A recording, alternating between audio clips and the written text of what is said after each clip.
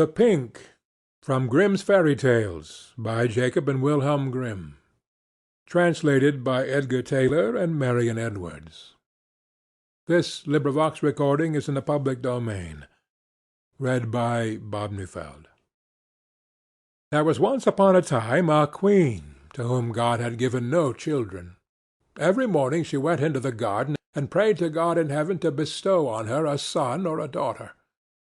Then an angel from heaven came to her and said, "Be at rest. You shall have a son with the power of wishing, so that whatsoever in the world he wishes for, that shall he have." Then she went to the king and told him the joyful tidings, and when the time was come she gave birth to a son, and the king was filled with gladness. Every morning she went with the child to the garden, where the wild beasts were kept, and washed herself there in a clear stream. It happened once, when the child was a little older, that it was lying in her arms, and she fell asleep. Then came the old cook, who knew that the child had the power of wishing, and stole it away, and he took a hen and cut it in pieces, and dropped some of its blood on the queen's apron and on her dress. Then he carried the child away to a secret place, where the nurse was obliged to suckle it, and he ran to the king and accused the queen of having allowed her child to be taken from her by the wild beasts. When the king saw the blood on her apron, he believed this, fell into such a passion that he ordered a high tower to be built, in which neither sun nor moon could be seen, and had his wife put into it and walled up. Here she was to stay for 7 years without meat or drink, and die of hunger. But God sent 2 angels from heaven, in the shape of white doves, which flew to her twice a day, and carried her food until the 7 years were over. The cook, however, thought to himself, "If the child has the power of wishing, and I am here, he might very easily get me into trouble."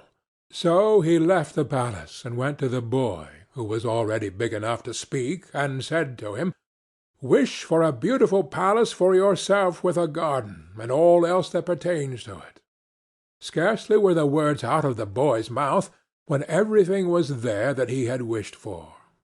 After a while the cook said to him, "It is not well for you to be so alone. Wish for a pretty girl as a companion." Then the king's son wished for one, and she immediately stood before him, and was more beautiful than any painter could have painted her. The 2 played together, and loved each other with all their hearts, and the old cook went out hunting like a nobleman.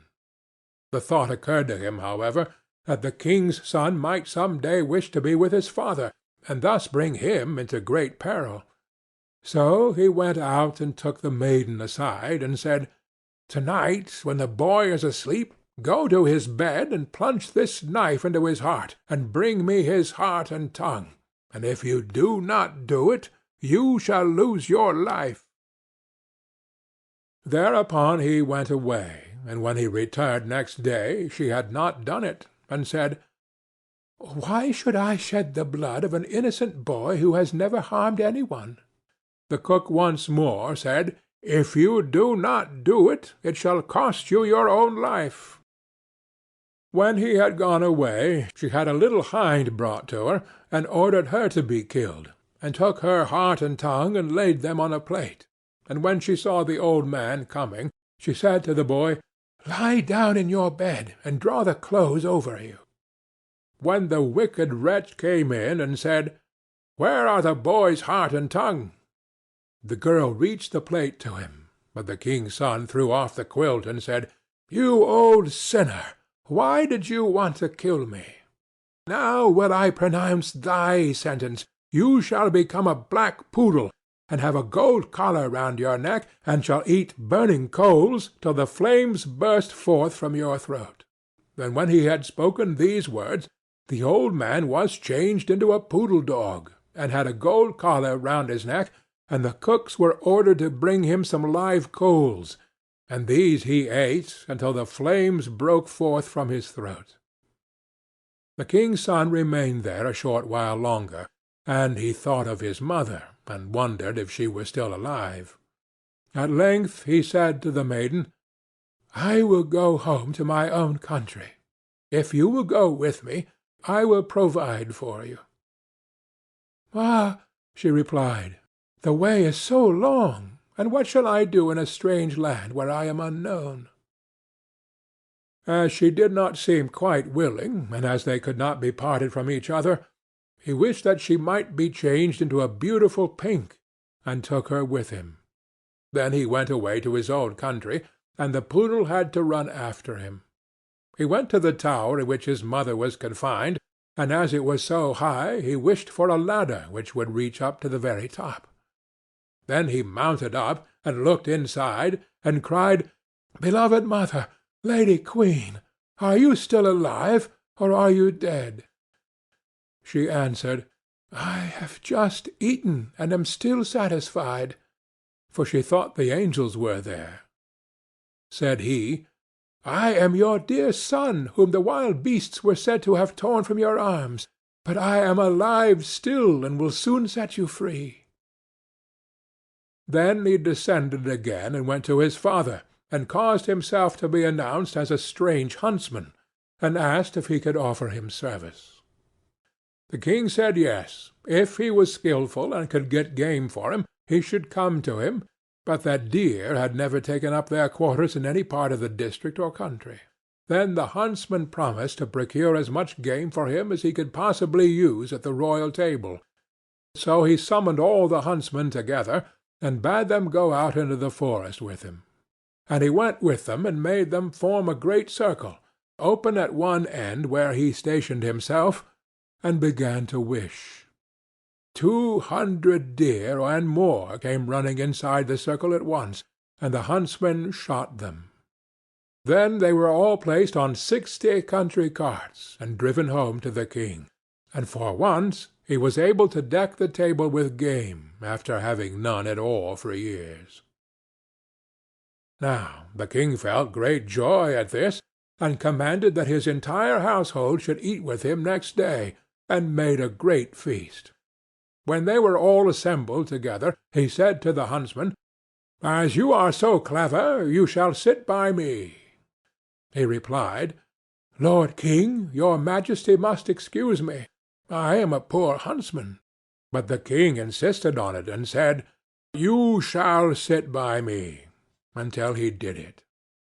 Whilst he was sitting there, he thought of his dearest mother, and wished that one of the king's principal servants would begin to speak of her, and would ask how it was faring with the queen in the tower, and if she were alive still, or had perished.